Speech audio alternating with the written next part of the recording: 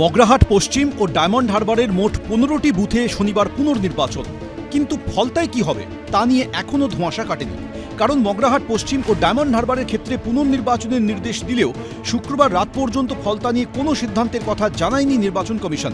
এই ফলতাতেই অস্বচ্ছ ভোট এবং ইভিএমে কারচুপির অভিযোগে দ্বিতীয় দফার নির্বাচনের দিনই এখানকার 23টি বুথে পুনর্নির্বাচনের দাবি করেছিল বিজেপি। ফলতা নিয়ে বিজেপির অভিযোগের পরই তৎপর হন খোদ মুখ্য নির্বাচন কমিশনার জ্ঞানেশ কুমার। তার নির্দেশেই স্ক্রুটিনির কাজ তদারকির জন্য বৃহস্পতিবার সোজা ডায়মন্ড হারবার পৌঁছে যান নির্বাচন কমিশনের বিশেষ পর্যবেক্ষক সুব্রত গুপ্ত।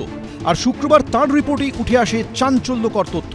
সূত্রের দাবি, বিশেষ পর্যবেক্ষক সুব্রত গুপ্তর রিপোর্টে বলা হয়েছে ভোটের দিন সকালে ফলতার একাধিক বুথের ক্যামেরাই বন্ধ করে দেওয়া হয়েছিল। নেটওয়ার্কের কারণে সেই তথ্য আসেনি নির্বাচন কমিশনের কন্ট্রোল রুমে। দুপুর 1টা নাগাদ টেপ রিমুভড বলে তথ্য দিয়ে জানান প্রিসাইডিং অফিসার। তার মধ্যে 58% ভোট পড়ে গিয়েছিল ফলতায়। শুক্রবারও ফলতায় পুনর্নির্বাচনের দাবি জানান শুভেন্দু অধিকারী। ফলতায় পুরো রিপোল হবে। অনিয়ম হয়েছে বলে দুদিন ধরে স্ক্রুটিনি করে সিদ্ধান্ত নিয়েছে।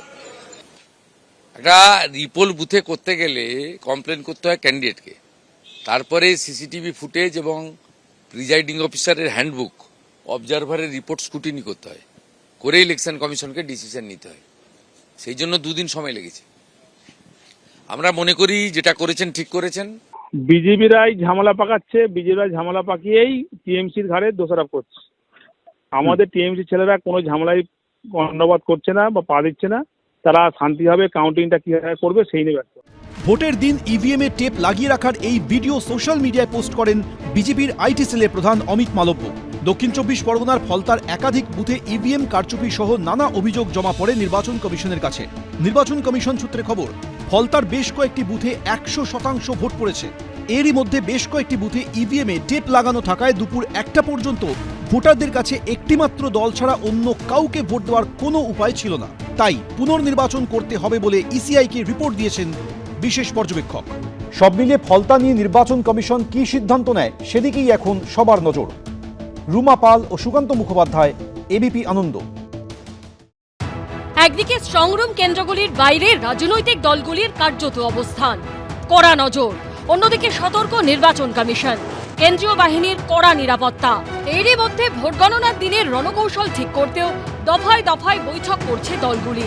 তৃণমূলের সমস্ত কাউন্টিং এজেন্টদের নিয়ে ভার্চুয়াল বৈঠকে বসতে চলেছেন মমতা বন্দ্যোপাধ্যায় ও অভিষেক বন্দ্যোপাধ্যায়। তৃণমূল সূত্রে খবর, শনিবার বিকেল 4টের সময় হবে এই বৈঠক। সেখানে উপস্থিত থাকবেন সমস্ত গণনা কেন্দ্রের কাউন্টিং এজেন্ট সহ সবকটি বিধানসভা কেন্দ্রের প্রার্থীরা। থাকবেন তৃণমূলের একাধিক শীর্ষ নেতৃত্ব। এরই মধ্যে শুক্রবার দুপুর 3:30 নাগাদ মমতা বন্দ্যোপাধ্যায়ের বাড়িতে যান অভিষেক বন্দ্যোপাধ্যায়। তৃণমূল সূত্রে খবর, শনিবারের ভার্চুয়াল বৈঠকে কাউন্টিং এজেন্টদের কি বার্তা দেওয়া হবে সে ব্যাপারে আলোচনা হয়। ওটা সম্পূর্ণ সাংগঠনিক ব্যাপার।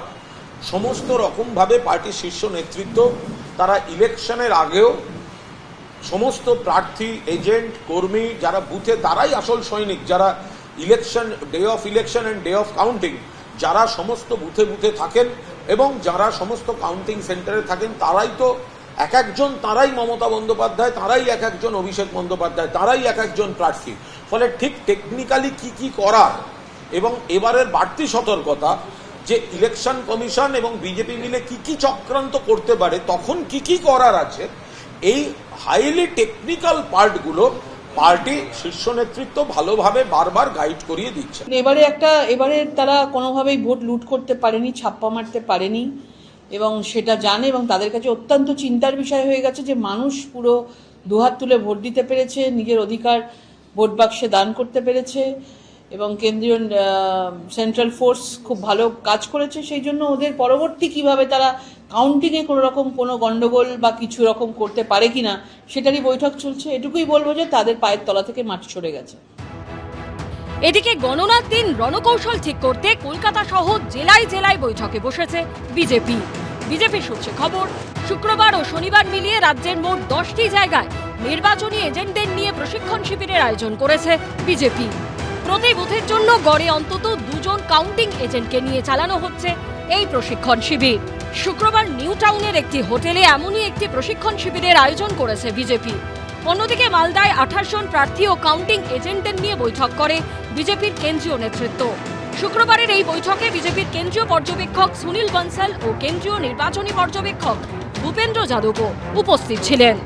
এরা অনেক সময় হচ্ছে যে তৃণমূল কংগ্রেসের পক্ষ থেকে এরা ভয় দেখাবার চেষ্টা করে, ওর শেষ কামড় দেওয়ার চেষ্টা করছে। 350 কার্যকর্তাকে ওরা খুন করেছে 15 বছরে, আবার করবার চেষ্টা করছে। কোনোরকম কোনো প্ররোচনাতে কেউ যাতে পালায়, তৃণমূল তো তাই করে। শিলিগুড়িতে উত্তরবঙ্গের সমস্ত প্রার্থীদের নিয়ে বৈঠকে বসে বিজেপি। এটা সাংগঠনিক মিটিং, নেতৃত্বরা এসেছিলেন, কেন্দ্রীয় নেতৃত্বরা। মূলত নির্বাচন ভোটদান হওয়ার পর আর যে বিষয় নিয়ে প্রস্তুতি, যেরকম কাউন্টিংয়ের প্রস্তুতি সহ কিভাবে আমরা সাংগঠনিক যে দায়বদ্ধতাগুলো রয়েছে সেগুলো পালন করব। এখন রাজ্যবাসীর রায় কোন দিকে, কার ভাগ্যে কত আসন, সবটাই জানা যাবে সোমবার। সনদ ঝা, সোমক লাহিড়ী, অনির্বাণ বিশ্বাসের রিপোর্ট, এবিপি আনন্দ। এবিপি আনন্দ, এগিয়ে থাকে, এগিয়ে রাখে।